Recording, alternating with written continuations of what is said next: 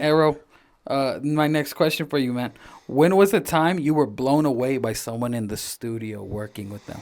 Oh, so recently, I got this reggaeton artist from El Salvador, and I was amazed. Like he came in, and the music just sounded so great. Like what we did in an hour was amazing, and it was just awesome. That was the most recent one. There's definitely been You others. want to shout out his name? Yeah, his name's Ray VM. So hopefully you see him popping out here soon.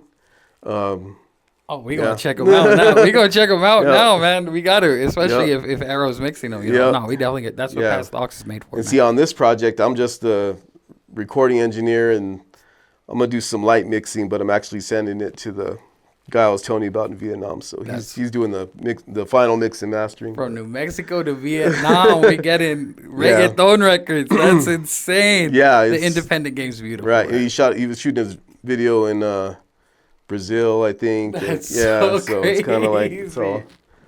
That's it's all connected. incredible. But yeah, his music is awesome. That's incredible. What's the earliest memory you have of being blown away in the studio?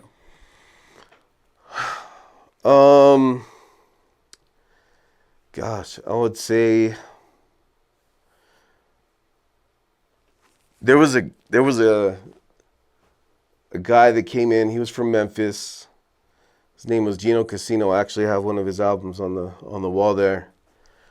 And he had so much just it factor when it came to the game. You know what I mean? That, we were making stuff sound really good, and his music had a lot of energy, and all we were missing was the opportunity, which, also sucks to be in the independent game and only be missing the opportunity, right? But that was probably the first time I said, you know what, we could probably do something, major.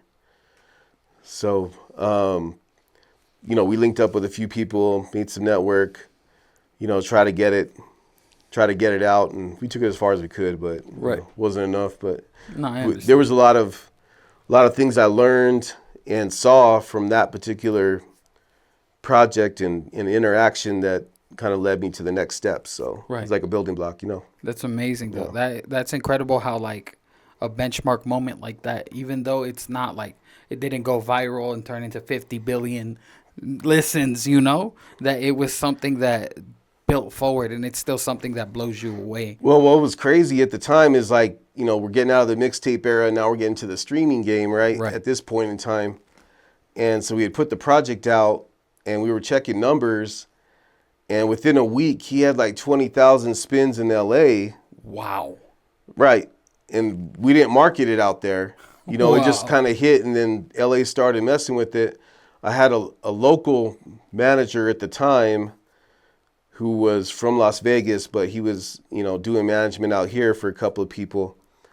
And he had a tour that was actually going to go through that area.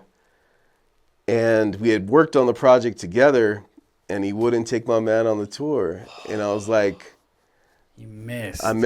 He didn't use the streaming numbers right. He didn't leverage the information we had to book him or even just to take him. Because, the guy was so dynamic, like he would have just if you have made a his cracking way. song in LA, that's all you need. You just need one to blow up in one of the big cities. And he had like a little mini tour, it was like Phoenix and Salt Lake. It was out here in, Southwest, and a couple of spots in LA. And, I was just like, it makes no sense for you not to mess with this guy. So Gino Casino. Love to you, Gino yeah, Casino.